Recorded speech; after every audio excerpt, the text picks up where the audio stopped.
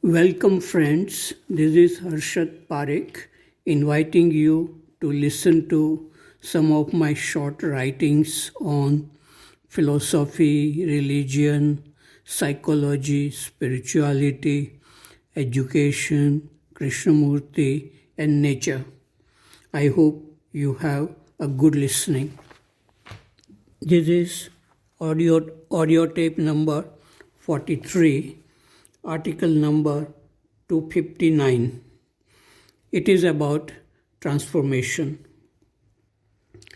A professor once said to Krishnamurti, I have studied your teachings for 30 years, but I have not moved at all. I am where I was. There has been no transformation. Krishnamurti said, You have not moved because you have not stopped.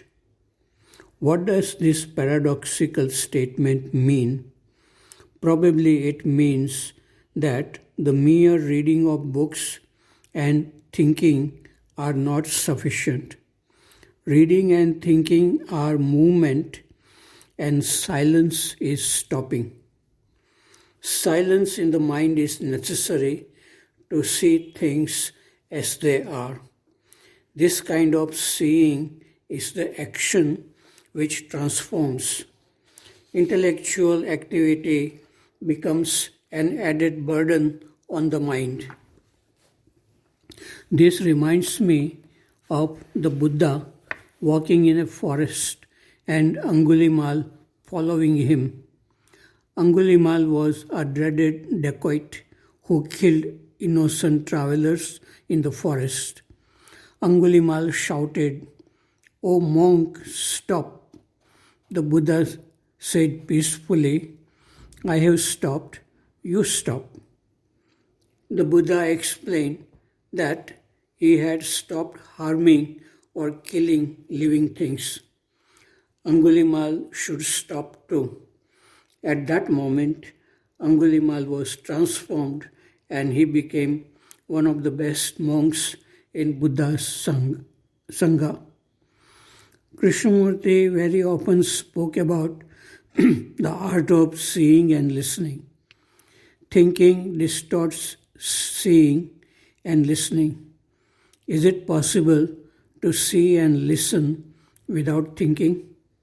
If such a question makes your mind silent, the answer is in the question. Article number 260. It is about awareness.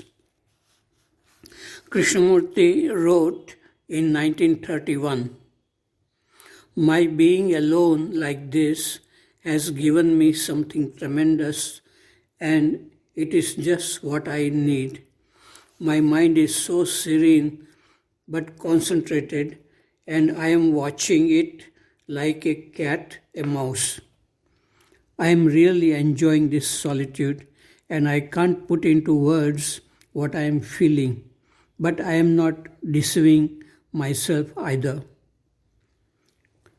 Aloneness is a blessing if there is richness within us. In aloneness, one can be truly aware of what is happening within the body and the mind. We can really see thoughts coming into existence and going in some direction. This kind of seeing is called awareness.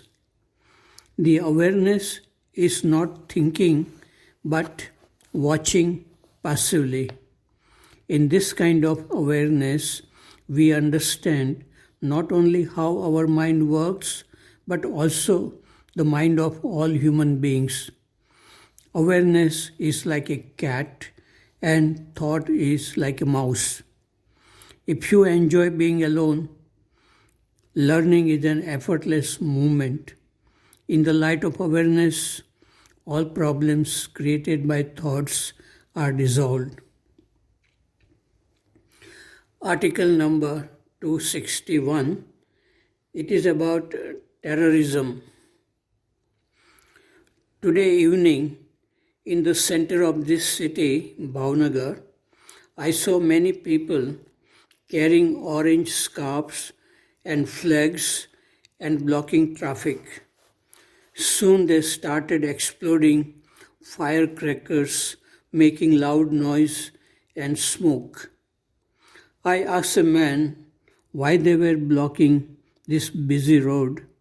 He said that they were celebrating the victory of the present BJP government in naming Masood Azhar as an international terrorist living in Pakistan and protected by Pakistani government. And this happened in the United Nations. Indian government had been trying this for many years.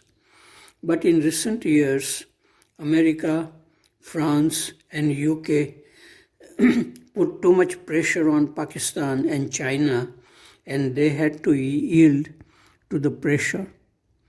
This may help BJP government to get more votes in the ongoing election in India. I asked the man, but why are you blocking traffic and creating noise and air pollution in the center of this city? You could have done it on a big playground, Jawahar Maidan. He agreed. He said that all cities in Gujarat and India are celebrating this event at the same time. But will terrorism decrease? There are enough crime, corruption and terrorism within this country. Newspapers report crime and violence happening every day in this city. Somebody killing someone out of anger and frustration. As long as people are unhappy, they will create unhappiness around them. Article number 262, it is about commentaries on living. The books which have attracted and affected my life most are J. Krishnamurti's Commentary on Living. These commentaries were published in 3 volumes from the notebooks of Krishnamurti. The first volume was published in 1956, the second in 1958, and the third in 1960. These commentaries contain beautiful descriptions of nature and dialogues with people of various backgrounds about the problems of living. It seems that Krishnamurti wrote these notebooks spontaneously from his memory immediately after his walks in nature and dialogues with people. The commentaries contain the poetic and the spiritual insight into the nature of our mind and all our psychological problems like fear, anger, jealousy, loneliness, and also about love, meditation, beauty, etc. Anne Morrow Lindbergh said about these commentaries, the sheer simplicity is breathtaking. The reader is given in one paragraph, often in one sentence, enough to keep him exploring, questioning, thinking for days. It seems that Krishnamurti could see everything, including thoughts and feelings, directly with a silent, clear awareness, and he had the ability to describe beautifully and clearly in words what he saw. He must have felt deeply the sorrow of human beings within himself. In all his dialogues, he takes people to the source from where problems arise. One article from the commentaries which kept me looking at myself for years is Love in Relationship from Volume 1. Here Krishnamurti writes, how easy it is to destroy the thing we love. How quickly a barrier comes between us, a word, a gesture, a smile. Health, mood, and desire cast a shadow, and what was bright becomes dull and burdensome. Through usage, we wear ourselves out, and that which was sharp and clear becomes wearisome and confused. Through constant friction, hope, and frustration, that which was beautiful and simple becomes fearful and expectant. Relationship is complex and difficult, and few can come out of it unscathed.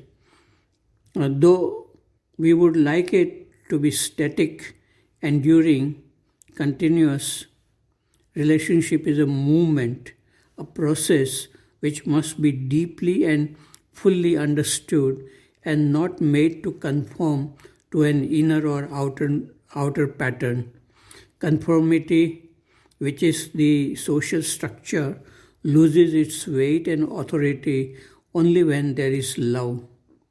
Love in relationship is a purifying process as it reveals the ways of the self. Without this revelation, relationship has little significance. We can see clearly that relationships which are full of deep feelings cause conflicts in the form of jealousy, fear, loneliness, anger, etc. Love is very rare, in which there are peace, happiness, wisdom, and clarity. What we call love is mostly attachment, which leads to conflicts in relationship. Such relationship is based on deriving pleasure, security, comfort. We like to possess and control people in such relationship. There is no freedom and there is suffering which can lead to loneliness, depression, divorce, and some extreme cases, murder and suicide. Krishnamurti writes, our difficulty lies in what we call love, which is really of the mind. We fill our hearts with the things of the mind and so keep our hearts ever empty and expectant. It is the mind that clings, that is envious, that holds and destroys. Our life is dominated by the physical centers and the mind. We do not love and let it alone, but crave to be loved.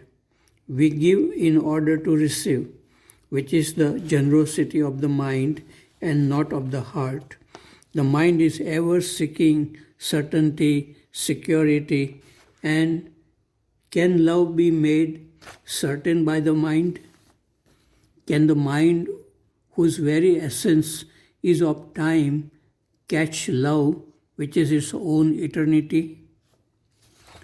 Krishnamurti writes with great clarity and beauty about the conflict which goes on within a human being in deep emotional relationship. The conflict can end only when a person is able to watch clearly his own thoughts and feelings from a source higher than the thinking mind. From this source, one feels that one is not separate from the world. The feeling of integration is not brought about by the mind, it comes only when the mind is silent and awake.